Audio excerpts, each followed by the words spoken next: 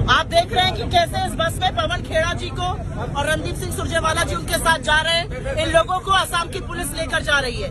ये वही असम की पुलिस है जब निहत्थों पर वार होता है तो चुप रहती है। मैं पूछना चाहती हूँ इन्होंने कौन सा ऐसा जुर्म किया है कि इनको यहाँ पर डिटेन किया जा रहा है और असम की पुलिस हरकत में आ रही है। ये तानाशाही नहीं तो और क्या है।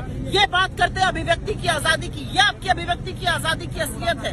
और अगर आपको एक्शन लेना ही है अब शब्दों पर तो खूनी पंजा पर, कांग्रेस की विधवा पर, जर्सी गाय पर, 50 करोड़ की गर्लफ्रेंड पर, रेनकोट पहन कर नहाते हैं हमारे प्रधानमंत्री को कहने पर पहले नरेंद्र मोदी जी को गिरफ्तार करिए और फिर किसी के खिलाफ एक्शन लीजिएगा। निजी आक्षेप आप लगाते हैं। नेहरू का सरनेम क्यों नहीं यूज करते जैसी ओछी बात भारतीय संस्कृति के खिलाफ आप बोलते हैं और हमारे नेताओं को यहाँ से अरेस्ट करके ले जा रहे हैं। एक स्लिप ऑफ टंग हुआ, उन्होंने अपने आप को करेक्ट किया। आपने तो पूरे होशो हवास में इतनी भद्दी और गंदी बातें कही हैं कि आप मुंह छिपाने लायक नहीं है।